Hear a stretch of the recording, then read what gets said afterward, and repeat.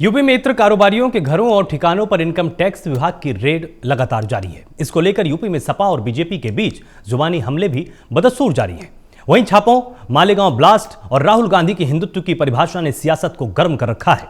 इसी को लेकर यूपी के औद्योगिक विकास मंत्री सतीश महाना ने प्राइम न्यूज से खास बातचीत करते हुए विपक्ष पर जमकर हमला बोला। आइए देखते हैं सतीश महाना ने क्या कुछ कहा। उत्तर प्रदेश की सियासत इस वक्त गरमाई हुई है। रैलियां चालू हैं, जनसभाएं हो रही हैं।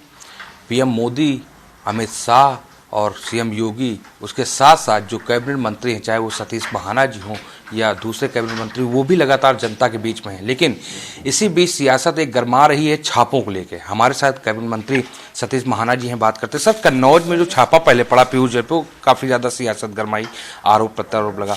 आज एक बार फिर से छापा पड़ा है पुष्पराज जैन के यहाँ, लेकिन सपा कह रही है कि सरकारी मशीनरी को दुरुपयोग है। देखिए, अगर अलमारियों में, बिस्तर में, दीवारों में 250-300 करोड़ रुपए से ज्यादा मिलता है तो उनको दुरुपयोग नजर आ रहे हैं। ये भी दुरुपयोग हो सकता है क्या कि किसी के पास अनअकाउंटेबिलिटी मनी इतनी मिले जो पूरे देश में कभी ना मिले, तो इसका मतलब ये उनको संरक्षण देना चाहते हैं। कि दुरुपयोग है कि सदुपयोग है। इस देश की जनता से पूछिए कि जो जनता की गाड़ी कमाई का पैसा किसी व्यक्ति के यहाँ अनअकाउंटेड मनी के रूप में 200 करोड़ से जैसा नकदी मिले, उसके लिए भी यार, उसके पक्ष में यार, उसको भी अगर दुरुपयोग कहते हैं तो मुझे समझ में नहीं आता कि उपयोग कहाँ पर हो सकता है। क्योंकि इनका उपयोग इसी काम के लिए था कि भ्रष्टाचार करके, घपले करके, घोटाले करके ले अपने लिए पैसे इकट्ठे करो, तो इसको ही उपयोग समझते हैं।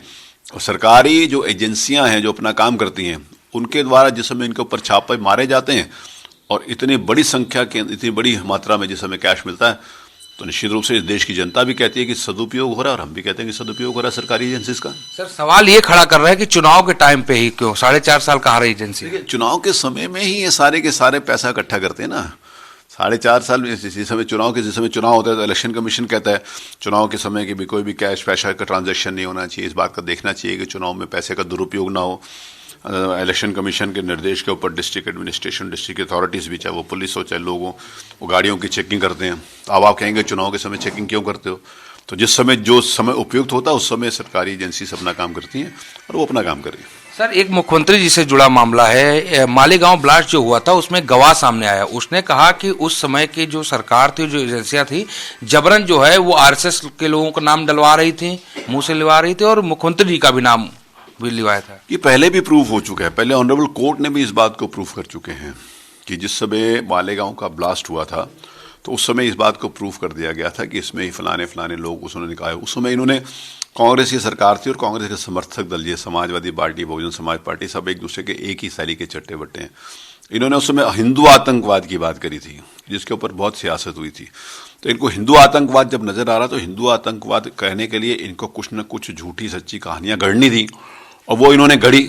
मैं किसी भी प्रकार के आतंकवाद होता है वो किसी भी प्रकार का नहीं जुड़ा होता। लेकिन मैं पूछना चाहता हूं कि देश और दुनिया में जो आतंकवादी घटनाएं होती हैं, कौन सा हिंदू आतंकवाद होता है? मैं कह रहा हूं कि बहुत सारे देश में ये लोग, हमारे देश में जो राजनीतिक दल है, विपक्ष के लोग, ये भारतीय जनता पार्टी और हिंदुत्व को कहते हैं कि गलत है।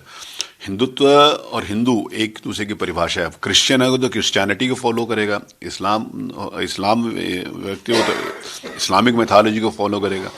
अब हमारे देश की एक नई उन्होंने परिभाषा करी, हम हिंदू हैं तो हिंदूवादी नहीं है। तो हिंदू अगर हो के क्रिश्चियनवादी हो सके क्या? इस्लामवादी हो गए क्या? जो हिंदू होगा वो हिंदूवादी होगा। कुल मिला के जो मालेगांव वाला मामला है उसमें फंसाने की साजिश थी संघ के लोगों को, मुख्यमंत्री योगी आदित्यनाथ जी को। निश्चित रूप से ये तो कोर्ट भी प्रूव कर चुका है।